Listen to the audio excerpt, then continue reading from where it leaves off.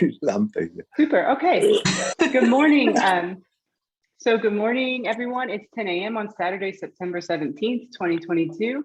Thank you all for attending our second virtual Coffee with Cologne discussion series, where we will host conversations about cultural differences between the United States and Germany through our contacts, members, and partners in Indianapolis and Cologne. The Indianapolis Cologne Sister City Committee is a nonprofit 501c3 fiscal agent, volunteer-based organization.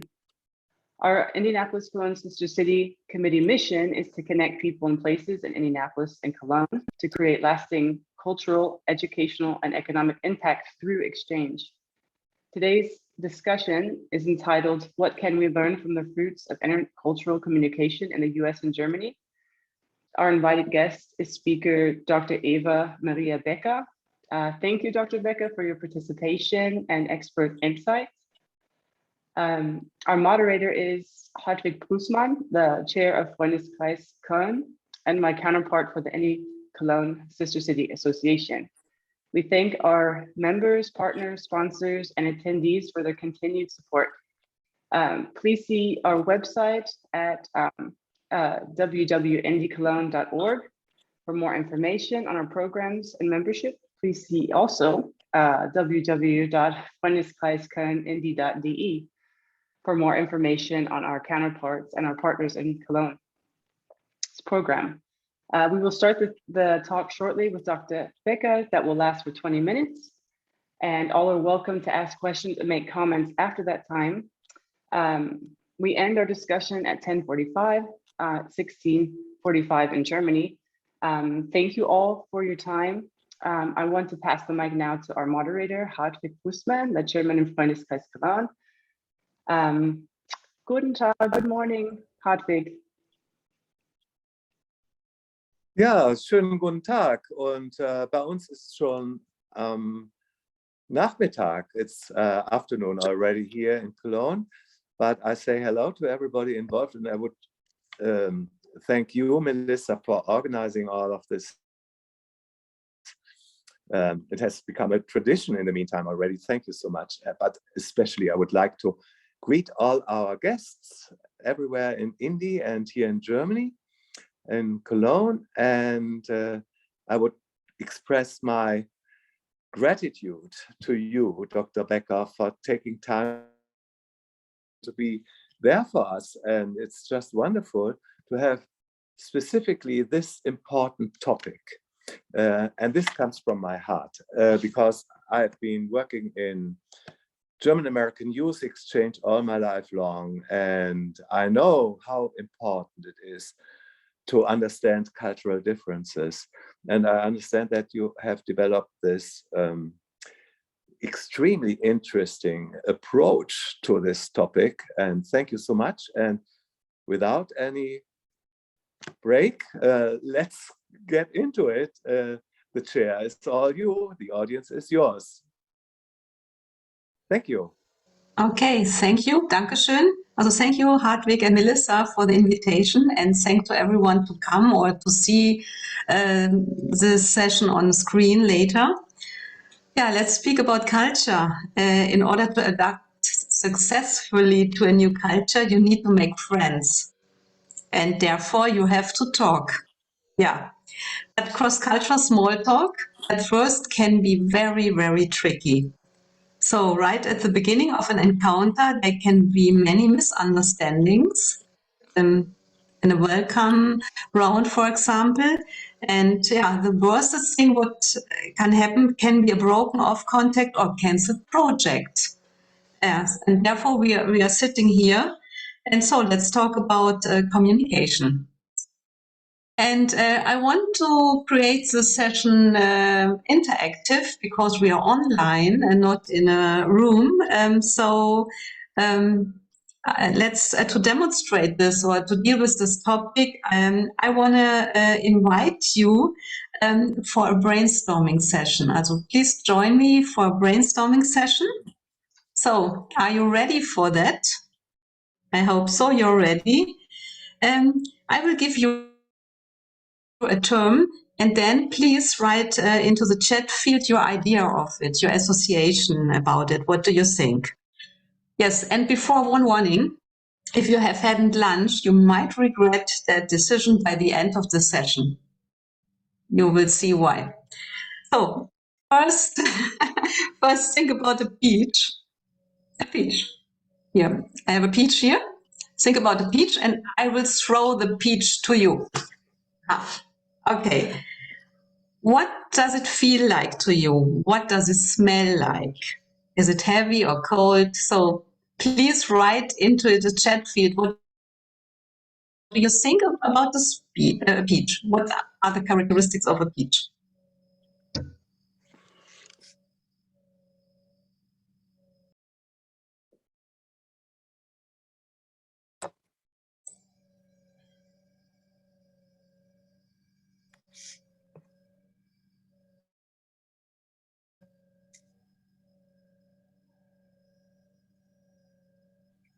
To give you a little help, I will change my background.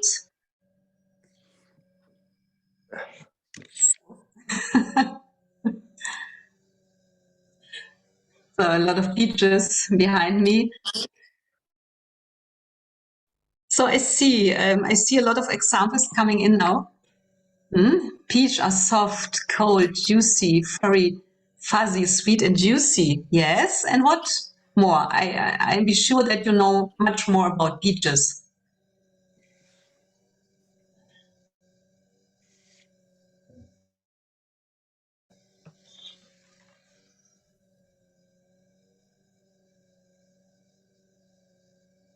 What's typical? What happens if you are eating a peach?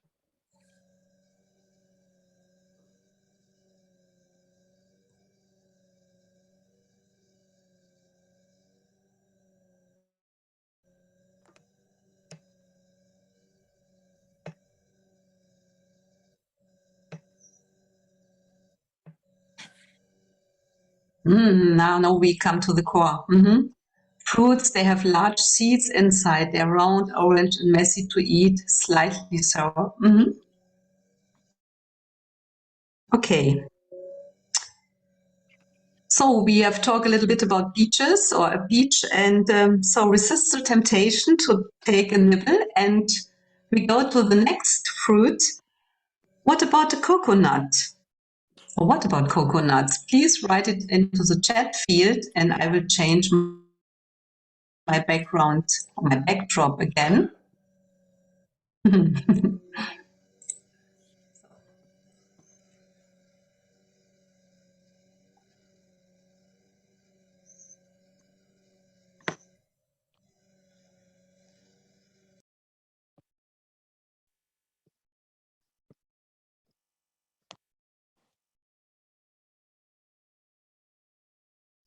Now, with a little time delay, I think it takes a little bit hard to open or crack. Okay, we are speaking about coconuts.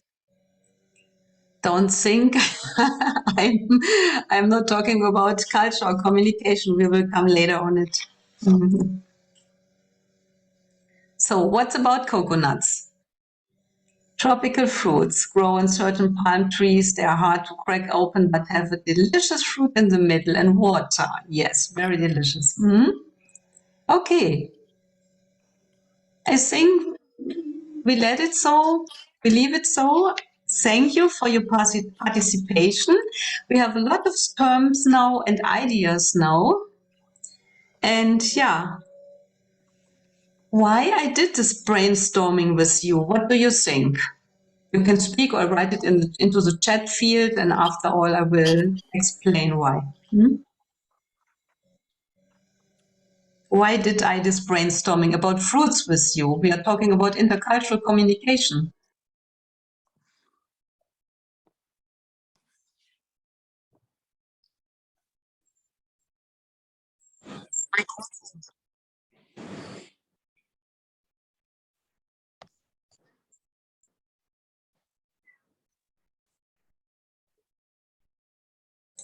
I see the word differences. Yes, it's about differences. And I think I will explain a little bit more, grab a little bit deeper. Yeah.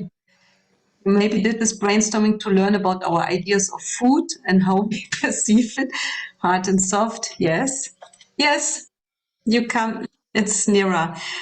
Yeah. What do peaches and coconuts have to do with culture? We are speaking with these two fruits about the world's greatest misunderstanding. Yeah.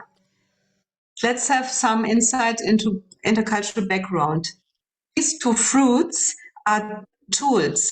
It are tools or metaphors used in intercultural trainings, which we can use to clarify intercultural issues or misunderstanding.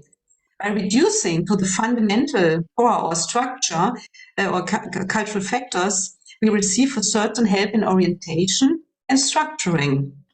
And so peaches and coconuts help to describe and also to analyze behavior by naming cultural categories. So one comparison of countries or people that is often made regarding the different ways people communicate is whether the area is a peach culture or coconut culture. Therefore, the peach and coconut is a useful metaphor. It helps to understand two extremes. It's about two extremes of how cultures relationships and public and private domains. It's about this to show this, to clarify this. So what do you think? You haven't to say it, but think a little bit or think a moment about, are you more peach or are you more a coconut? Because the characteristics of the peaches and coconuts described how people interact or communicate or save their private or public space. I will change my background and I think now it will be much more clearer. We have it here, coconut. The characteristic of a coconut is the hard shell at the outside and the soft fruit or flesh on inside, and the peach is in reverse, a hard pit inside and the fruit juicy and very sweet flesh outside. So I think you know what I'm talking about. The USA, let's talk about small talk. The USA is a good example of a peach culture because Americans are seen, it's only a metaphor, no? Are seen as soft on the outside and hard inside. It's symbolized by the peach flesh surrounding the private area of the smaller peach stone. And otherwise, Germany is a good example of a coconut culture. Germans, I'm German, they are called hard or hairy on the outside, but soft inside. So we have a good metaphor to recognize or to analyze our behavior or our misunderstanding or how we feel when speaking to another people, to foreign people. Okay, now, what happens when coconuts and peach communicate? There will be a lot of misunderstandings, so-called intercultural critical incidents and perception and prejudices and so on and so on. That will happen. So having small talk with someone from your own country with whom you share the same values is often easy and runs smoothly. But if a peach or coconut are talking together, even they like each other, but there will be misunderstanding will occur. And one of the first things we notice when working in a new culture is that the rules about what information is and not is appropriate to ask and share with strangers is different. And one way to find out if you're acting properly is understanding the differences between these two characters. What are they and how they speak? And what do you think? Take a moment. How do coconuts and peaches perceive one another? You haven't to write because only think about it. Peaches, for example, see coconuts as cold, difficult to get to know, hostile, sometimes arrogant. And coconuts see peaches talkative, too friendly, impolite for asking personal questions, or superficial. So not the best way to talk to another with each other. So, and when we are speaking about this, we have in mind the words introverts or extroverts occur. So let's go deeper. I will start with the USA by using the beach metaphor. But so people from the USA are very friendly to people they just meet. They smile at strangers, chat, share information, and are very nice and helpful. They're sociable, friendly, and generally pleasant to talk to. They like to share personal spaces. So, for instance, they will spend more than 15 minutes asking and talking about family, and which they find quite common. Not for coconut. And so peaches are at first very easy to know, and they are keen on small talk. A sin, symbolized by a thin skin, makes it relatively easy for a peach world as a friend. As a result, they grant trust more easily from the beginning. Peaches tend to divide up the majority of their relationships into nearest interest-based segments. For example, work friends, school friends, leisure friends, and so on. These all tend to remain distinct and separate slices of a peach life, separate slices, and they don't mix these groups easily. So for a foreigner, it's very hard to know, to understand this. And however, when you get past the initial friendliness, you see a very private self that they protect. Now, the peach pit. And there is a hard pit in the middle of the peach. The complaint you often hear is that they are friendly when you first get to know them, but it is difficult to become real friends at the end, later maybe. So on the other hand, we have the coconuts. In this case, the Germans. We are the complete opposite of peaches, and its name might imply coconuts are very formal, especially at the first meeting, and they rarely smile at strangers, do not easily engage in conversation, and may look unfriendly or even aggressive first for a peach, not for another coconut. It's common. They seem serious and quite reserved. Some of them reject the idea of small talk and prefer to get to the point, and considering small talks as waste of time. Moreover, they are known for their narrow public space, and this is why they are hard to know at the beginning. They don't exchange personal information with strangers, so you won't hear them speaking about the families or hobbies when you first meet them. However, once they get to know you and start trusting you, the coconut will be cracked, and then will be completely open with you. So if you manage to break through their harder outer shell, they tend to become close, loyal friends who will accept as you as family. In other words, relationships are built up slowly, but they also tend to last longer. So I will change my background. So the peach and the coconut, you can see there's a danger zone. And the peach and the coconut occupy a shared space, but the meaning conveyed are different because of the value of the type of information. At first, a first-time meeting can be for a coconut feel like an invasion. It may also feel good, but the US-American intention may be misunderstood. This is a classic misunderstanding of the German and American communication style. So think again now. Are you a peach or coconut? Maybe some questions will help you. We can speak about later, but think about, for example, would you invite a client to your home? Or would your boss ask you to help paint his house? Or what are appropriate small talk topics for you? Or is it a good idea for a company to offer free housing to employees? Would you talk about your family or your diseases, for example? Coconuts often talk about their diseases later. German. So, yeah, why I talking about this? Because if you want to build relationships across cultures, it matters. It matters knowing whether you are more similar to peaches or more to coconuts, this can be a powerful tool in managing expectations and understanding relationships. So most people working in international environments will have both types of relationships, even they have a personal preference for one style. So again, an example.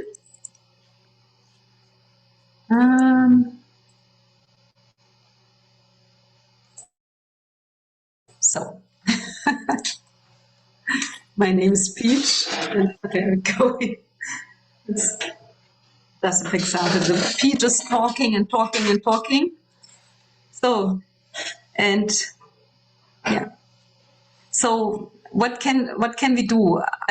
So we can imagine how confusion arises, and so we have to deal with it. And there are some strategies. If you're a peach, for example, be aware of whether or not you're talking to a peach or coconut and how your everyday questions might be perceived as personal. If working with a coconut, spend some time getting to know them in a non-working setting, and you will find that coconuts are more than happy to open up once they know you as on a personal level. It's very normal for peaches. It's nothing personal, but if a peach overshares with you, it's for a coconut. It's not their way of asking for a deep relationship, but it's only to have small talk, to have fun with other people, to be open. So, and peaches here on Zoom, I don't know who's a peach or coconut. I think I'm much more a peach, even I'm German. But remember that coconuts are relationship-based. If you're willing to share big parts of family, don't be afraid to share more personal information. And I have another example, the last example for today. So I think that's very typical. I hope you can see it, otherwise I will read it. The peach said, "Hi, how are you? Isn't it beautiful today?" And the coconut says, "It's nice." It's nice. Yeah, it can be off-putting of peaches when they attempt to be friendly with a coconut and receive a flat response on return, or something that is not perceived as being equally friendly. Also coconuts. My advice for coconuts. Your peach co-workers aren't weirdos. They are just trying to get to know you in their way. And peaches, your coconut co-workers aren't snobbish, arrogant, or angry. This is just weird for them. So, okay, now we'll come to the end. So be yourself as persons or with your own character, and it's not about only your cultural character. You have a personal character or personality, and everything is relative. After understanding these differences, we need to remember that when comparing cultures, everything is relative. It's only a tool, it's only a metaphor. The British, for example, are coconuts in California, but peaches in Paris. So it changes. It depends on where you are. And next time you talk with people from another culture, first find out if the people are peach or coconut. Learn to adjust to different culture norms by either sharing personal information or understanding that it takes just a bit long. Mirror them and observe a bit. But we have a happy end here. Wait for our happy end. So we have a happy end here. Which kind of cocktail do you like to drink? More peach, coconut, or both? So, and I have the reference for and links for you and the pictures I used, and I will put it in the chat field. So, okay. So now I'm open for any question. So,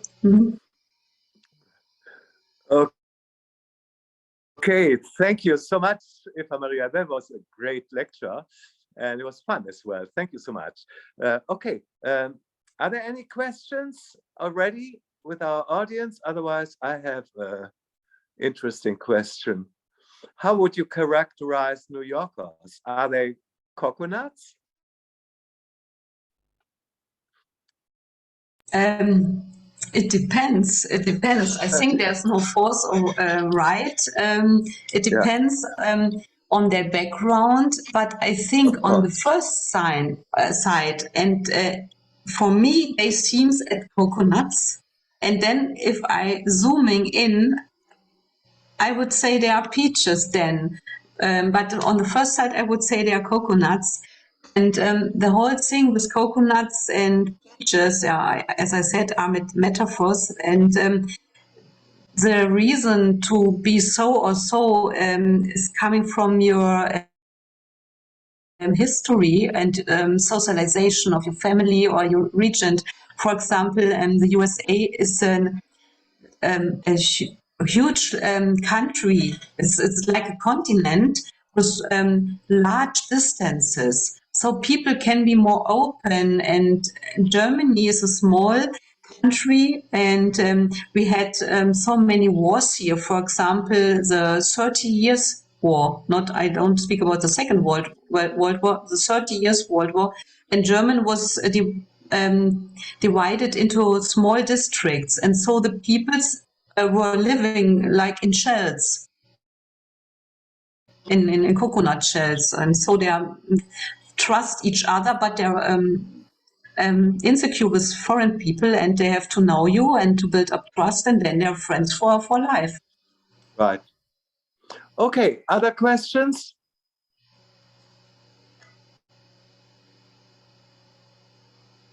Melissa, perhaps? Travis?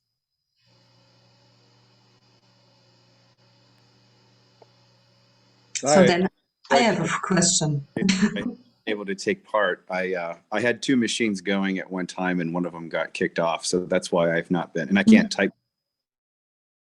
my phone. So, but I really enjoyed the discussion. One of the things about that's interesting is, as a college professor, those sorts of things they kind of beat out of us because. So, for example, I was at a qual exam on Monday for one of my students, and I made the comment that if you're under 35, you'll spend 10 times longer trying to develop a way to do it easier than it would take just to do it the regular way. And this was, it's quantifying cells. It doesn't matter what it was, but the point was I made a generalization statement, and I got looked at by the other faculty on the on the qual exam for the student for saying that, because I made an age generalization. And it's interesting because we are all in tuned to these types of connections and these types of differences in people. And we can see it, and it's kind of obvious to us. But then when we point it out, or we use it, we're like slapped on the hands, especially in academia. I don't know what other people's experiences are with that. And I know Melissa's in academia as well. And I don't know, Dr. Baecker, if you are also in academia or not, but I just wonder how that plays in. And you talk about cultural differences here. We're very, very, very sensitive about doing those sorts of things. Almost like, can I say that? Can I not say that? I'm just curious how your experience is there.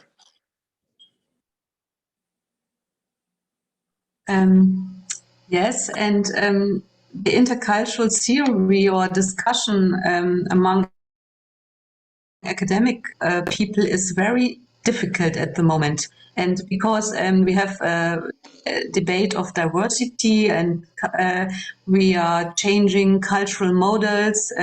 We used to have cultural or intercultural models of container cultures that are old models. Culture B is so, but in this world, in this globalized world, we can't speak from culture A or B or C any longer.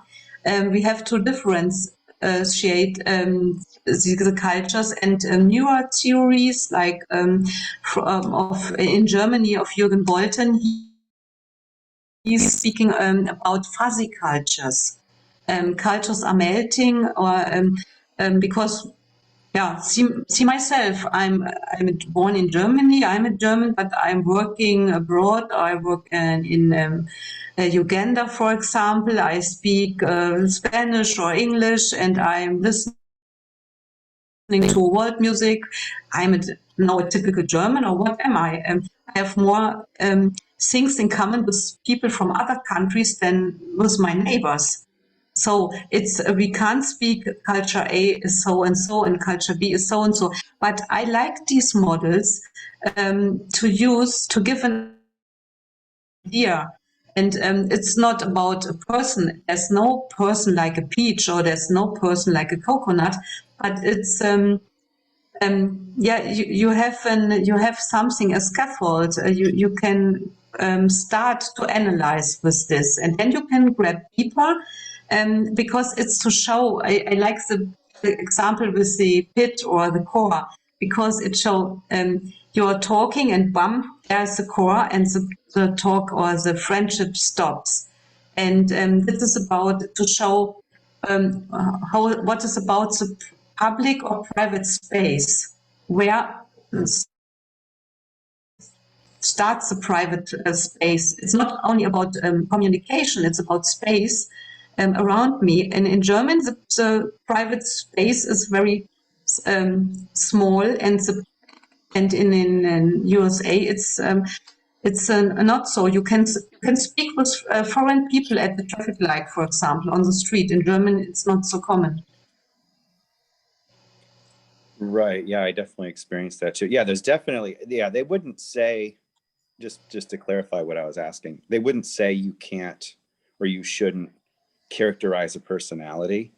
They would never say that. Like, they know that we as teachers have to understand the personality of our students. Mm-hmm. And coconuts is really kind of neat because they are kind of two different ends of a spectrum, right? And I've never not heard that before, so I really appreciate that. What I meant was, like, if we start saying like somebody from this region is this way and somebody from that region is that way, even when I'll sometimes even get looks, like if I'll talk about German directness, right? And which I feel like I get to do a little bit because that was my experience. But I'll even get like, oh, so does that mean that if you're not German, you can't be direct? And it's like, no, that's not what I'm, you know. It's just features. Yes, and in these times it's not easy to teach in the cultural communication. Often my students want to have recipes. They say, oh, we plan to go abroad, we may make a year to work and travel, for example. What can we do, for example, in Japan or in China or wherever? And they say, I won't give you recipes. We are always talking to people. People with beliefs, people with values, people with wishes, or people who are hungry at this day or have a heartache, a headache, or something else. Talking to people, and then we can speak about the history of cultures and about intercultural theory, Klassiker like Hofstede, for example, or von Strommaser. But we can't use these theories and to say people are so and so. Mm.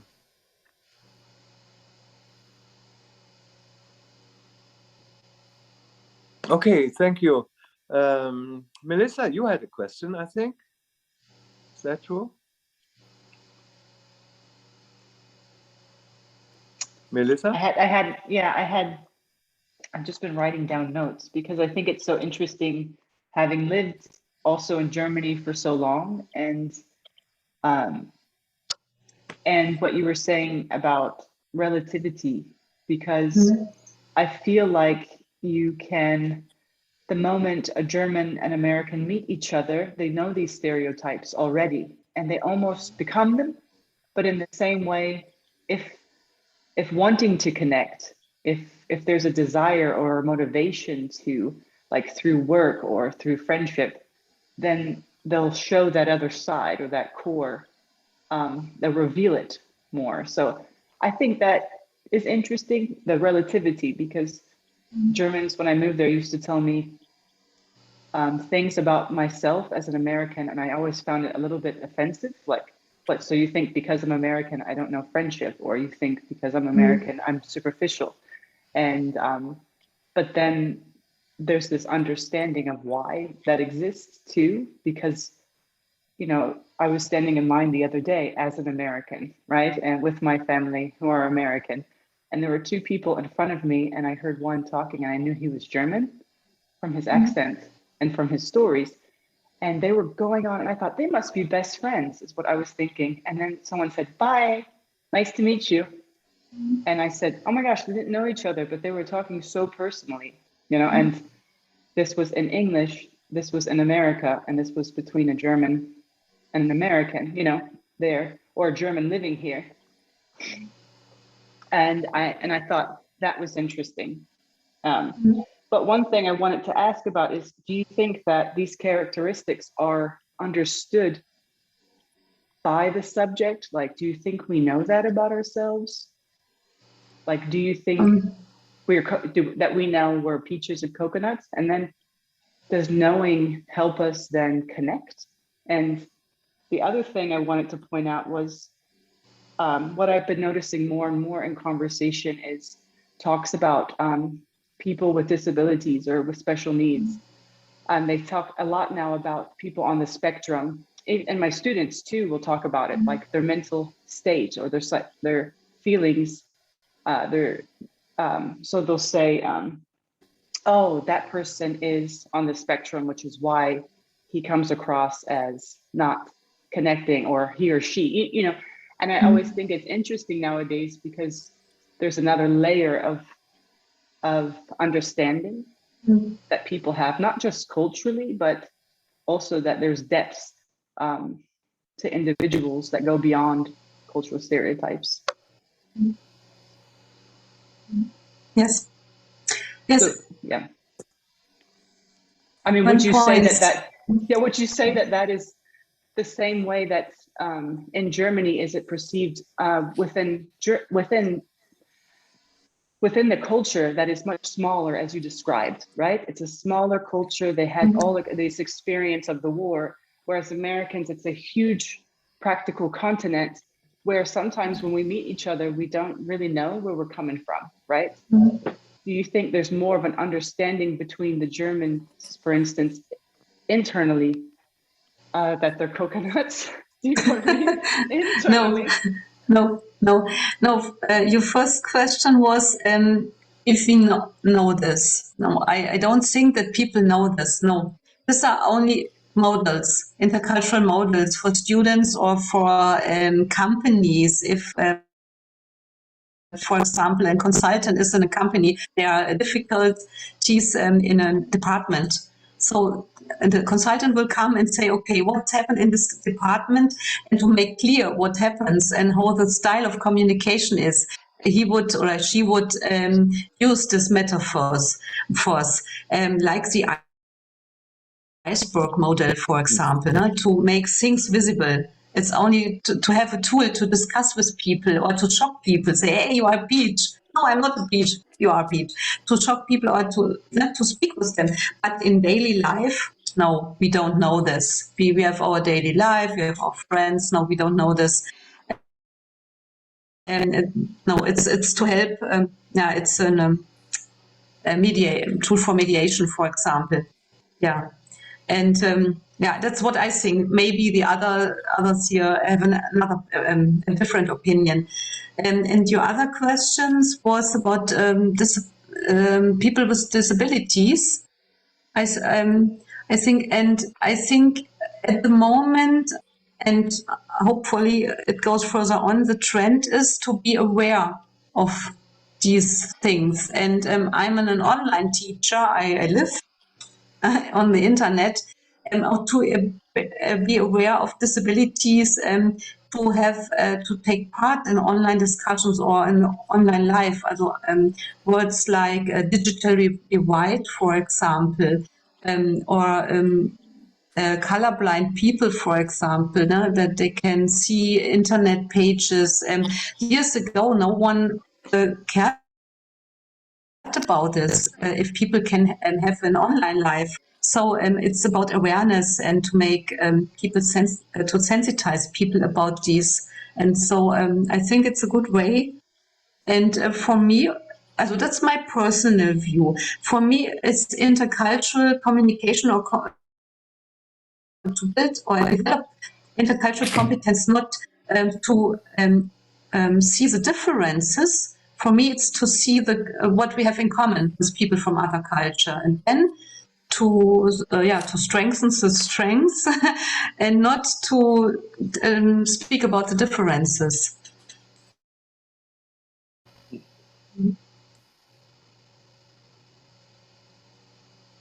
Thank you. Something Metaphor. that always comes, Travis, yeah, please. Sorry, we're having it. I was just going to say, they make us do things, and it's extrovert, introvert, and they have us on this scale. I like the metaphor of peach and coconut because it gives a physical feeling to what that's supposed to describe. So when they teach us about, introvert, extrovert, I always feel like, well, I'm introverted about, say, personal family things. I don't air that out, but then I'm extroverted on almost everything else. So I didn't really like that, but I like your metaphor. I think that works really well, and it helps us feel it better than large words like introvert, extrovert.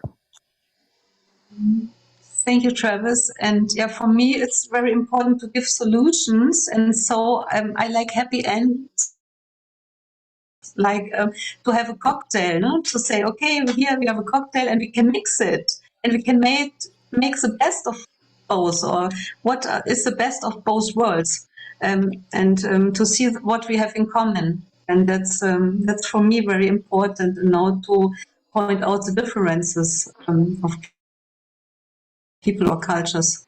Yeah. A little contribution by myself. I think the worst thing is not to understand each other and not to know about these differences. I remember when I was going to the United States and studying at Washington University in St. Louis and so on, of course, I read books about cultural differences. Paul Watzlawick, for instance, Gebrauchsanweisung für America. I like that very much, and I liked his thesis that he said, it's not better, it's not worse, it's just different.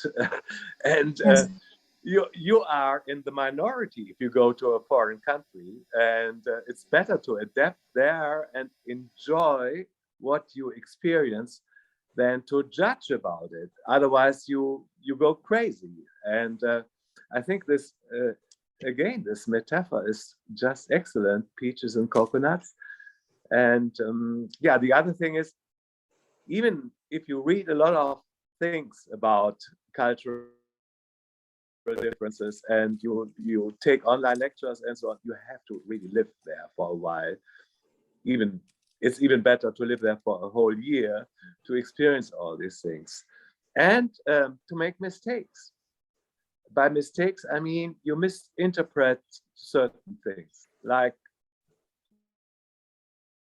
when I went to that shop and I wanted to buy some new Nike sneakers, and this very attractive girl there, one of their sales personnel, she looks right into my eyes and said, "Hi, my name is Cindy. How are you doing today? And how can I help you?" And all these things. And I totally misunderstood. I really, first I thought, okay, she wants to know how am I doing, Or the other thing was that somebody says, "You have to come and see us sometimes." And I thought, okay, this is an invitation. They really want to see me at their home, but it's just to be nice, these different things, and all these aspects you can only learn by doing, and you have these misunderstandings, but then later on you are an internationalist in cultural understanding a little bit better. these are my experiences, at least. Yeah. Thank you. Hey. Sven, hi. Oh, Hi, Sven. yeah. I got in a little late, but I think that's a fascinating discussion, and thanks so much for you guys to organize it. I wonder what, since I'm not really living in Germany anymore, what have been kind of in the last few years some major changes in cultural understanding or in terms of communication. I can think of something that was shocking to me many years ago, after the wall came down, that people in East Germany were doodling each other much more readily than in West Germany. And even in business meetings, I was surprised there was a company, it was just actually last year, they are from Saalfeld in Thuringia, and we were meeting and they just doodled everybody in German. And it was no surprise for me. I liked it because I make this mistake now when I come to Germany. I doodle everybody, say you, and people like, hey, are we actually friends? Have we actually formally made that arrangement that you can doodle me? They say, oh yeah, you're right. I know it from the olden days. So tell us a little bit, how are there some other changes? Maybe in the big cities or in Cologne, I always feel people are a little different than in Stuttgart, for example, but that might not be too important. But is there something new that we should know the next time we come to Germany? That I know if it's new, but there's changes a lot. You spoke about Dutzend, yes. For example, we have a lot of startups now in Germany, and they're like Mark Zuckerberg, for example, or Google, and with lower hierarchies. I think that's one point is changing away from the Beamtentum or the bureaucracy in companies to lower hierarchies and to more commitment or to more there's one term. No, they're not employees in the startup scene. They are co-workers, for example, and that is changing. That is one thing. What is changing in the entrepreneurship field? Yeah. So Hartwig, do you know some other points? What is changing? Besides of what you just let me finish this. Besides of what you already mentioned, if you meet the original, in quotation marks, people here in Cologne, they do you anyhow. It's a Cologne tradition to be very flexible with you and the formal you and the informal you, and maybe Claudia can talk about that a little bit as well, these typical Cologne habits. But you are absolutely right as well. I think we adopted a lot of maybe even American more relaxed relationships with each other. It's not as formal as when you left Germany, Sven, I think. And that's pretty much 20 years ago or 30 years ago. So things have become a little bit more laid back on the one side. On the other side, I sometimes experience that we have internal cultural misunderstandings, if one can characterize it as this, between the older generation and the younger people. And in addition, younger people react totally different with each other again. But then sometimes the pendulum swings back again, and I can observe sometimes that even the younger generation comes back to habits that I thought were overcome. So I think this is the whole these whole changes are a process that is always in swing. There are some modern approaches. Again, it also depends a little bit on what we are presented in the media, on TV especially, and that is adapted as well. What do you think, Claudia? The Duzen and Siezen and the Cologne situation. Yes, first of all, sorry to be late, but it's always the same. But Saturday, it's my homework day for the household. And so I got so nervous because I know it's 4 o'clock and I stood in the cashier and it didn't go on. So sorry to be late. Concerning the German language and the Kölsch language, it's quite different.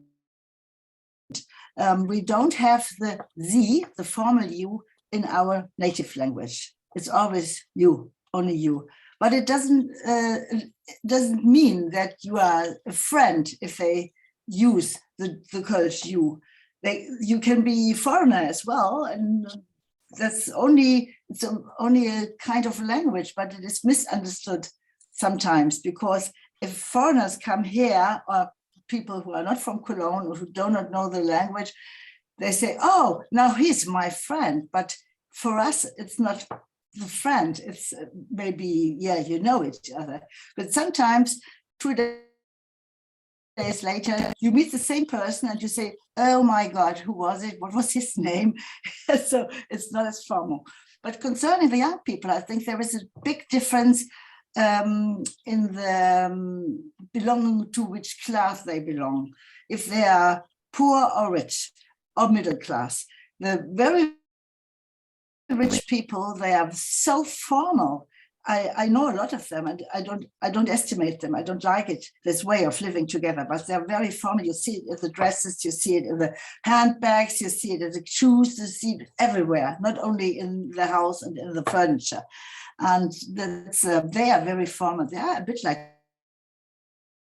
but the most of the people, they're sometimes just the opposite.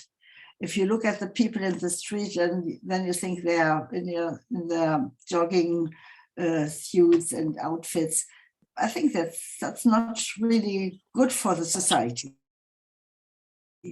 I don't know the English word, but they neglect themselves because they have no rules. And with COVID, it was that most of the people stayed at home, and so nobody saw how they were dressed and how they eat, whether they eat from the paper or whether they need silver or whatever. So that's a style, I think. Mm-hmm. I think it's interesting. Oh yeah, okay, go. I would say only one thing. What changes, I think, all over the world is with the internet. The internet belongs to peach culture or peach behavior. Because if you think about Facebook or Instagram or Twitter or other tools, people have a very small private radius. They post everything, their coffee, and they pic in a bikini and how they sleep and everything with wet hairs, and that's typical for peach. And so another step is to speak, not today, about the internet culture, because it's another intercultural conflict, or not conflict. It's an insight what we can observe there. Okay, Sven. I found in America that not everything is so super informal. And for example, I worked in a hospital for many, many years. And it was not just that you could just say the first name to the doctors. And I think Travis maybe knows some of that thing too. Some people are very particular, and especially since we have so many physicians from outside the country and from much more formal cultures in India and China and so on, that are very particular on how they want to be called. Now, there are many different ways how you can do that. The same as, judges in America seem to be, at least in the Midwest, judges forever. So if you meet a judge, you say maybe Judge, hello, Judge Jim, but you're not just normally saying Jim. You maybe say Judge with his last name. And I think we have seen a lot of that with the military, of course, too. I always have to say, when somebody calls me sir, I know that I'm either very important or in trouble. Because if the police calls you sir, get out of your car, you know you're in major trouble. And so it's Americans are not totally without these kind of formal ways. And I think especially when we talk about delegations coming over and you see the governor, it is amazing that how informal it looks like, but it's not totally. People are interested in maintaining these titles and boundaries and so on. But anyway, that's just a thought from Sven. Tell me about priests and clergymen. I think it's always good, at least if I don't know them, to be as formal as possible. You can always nudge back a little bit. There's one thing I learned in graduate school is, and it has something to do with what we're talking about. I learned that you can always dress down, but you can never dress up. Right. So if you as a guy don't have a tie with you and everybody has a tie, you're in trouble. Yeah. If nobody has a tie on, you have a tie on, you just take the tie off. And so that works for America as it works for Germany. So it's a little bit with the titles too. If I'm not really sure about somebody, I call them reverend or pastor, because I deal with them every single day. And the next version might be Reverend Jim, and then so it's a good boundary issue too. I think boundaries are not totally unimportant in our whole discussion of we're all in the same boat, because we're in a way we're not. I asked this question because on Wednesday we will have 2 representatives of the Archdiocese Indianapolis here as guests in Cologne, and they will stay for a whole week almost. Not the part of the week. And they're here for the festivities of the 700 years anniversary of the choir of Cologne Cathedral, and of course of the Dreikönigswallfahrt, and all these events that take place, the peace prayer and so on. And I'm in contact with them already, and it's so strange. I always write, Dear Father Omara, but when he writes back, he says Michael, he puts Michael there. He says, please, Michael.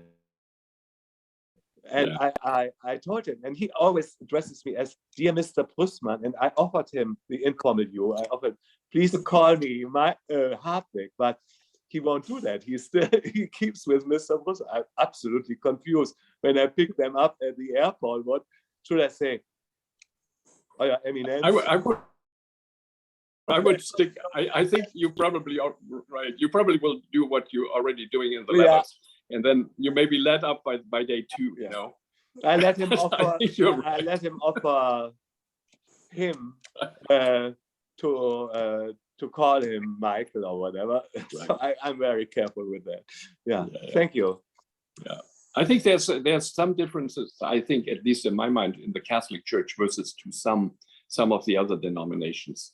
We have a lot of these pastors that basically preach in shirt and jeans, and they are kind of different types than the ones that are all dressed up and whatever. He is Catholic. What Sven was saying about the dress reminded me of an interesting mix.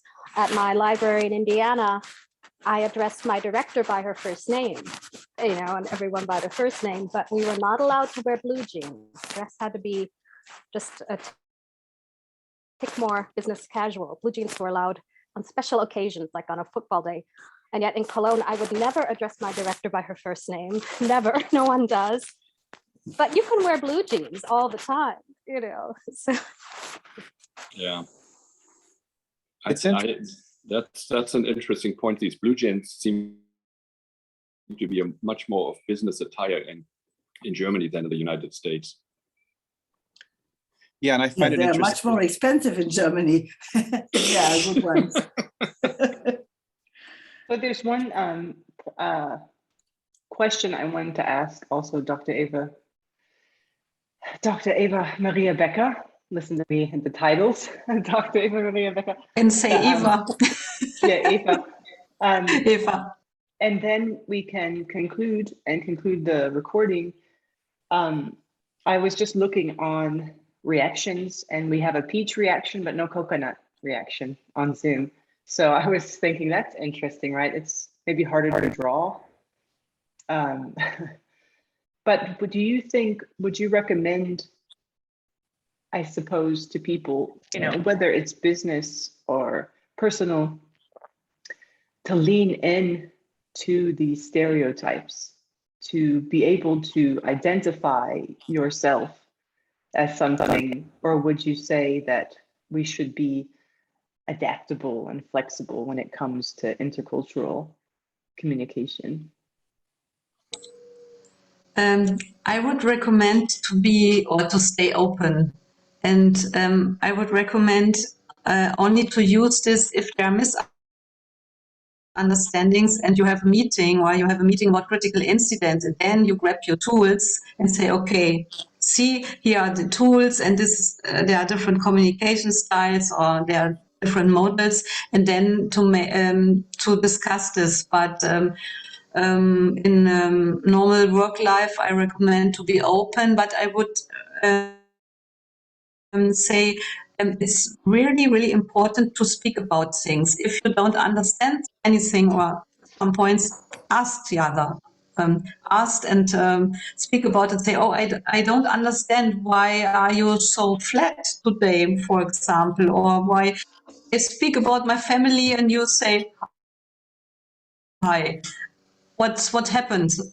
I would recommend this, but not to judge with stereotypes, because this is another topic. Stereotypes and prejudices. Stereotypes are neutral and really important, but prejudices are not neutral anymore. Yeah. Okay, Travis, you had a question? Travis?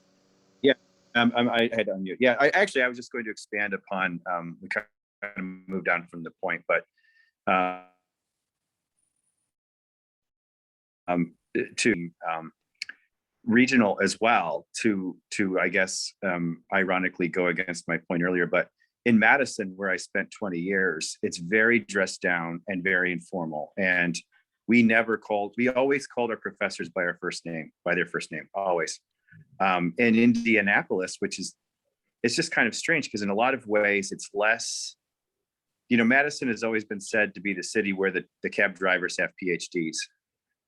Indianapolis, not so much that way. And yet it's much more formal. Our students are not, they just, even how many times I tell them they can call me Travis, they will always call me doctor. Always, always, always. I can't get it out of them. Even my own grad students that work in my own lab. So it's funny how those cities are very different, just my experience in two cities. And I'm sure there's all kinds of gray in between those two in terms of, these types of formalities. And I was just going to expand upon Sven's point at that point. But thank you. Yeah, I think, Travis, you bring up a good point. In some ways, I learned that there's a big difference between the South and the North. And some people describe Indianapolis as the most southern of the northern cities. And there might be some of those kind of cultural things that are more formal in terms of how to address people of authority. Yeah, and maybe just to conclude this, I think my personal impression and observation is that we can't talk about cultural differences between Germany and the United States, because each country has different minority cultures or different cultures in itself. I read this interesting article about the United States where this author describes 14 different cultures in the United States. And if it comes to Germany, just think about the Berliners, the Rhenish people, the people of Cologne, for instance. Think about the Bavarians, and so on and so on. So there are all these subcultures as well. And I think maybe one day we will have a kind of closer view and a more open view what culture in general is, and we will appreciate the variety of cultures as well.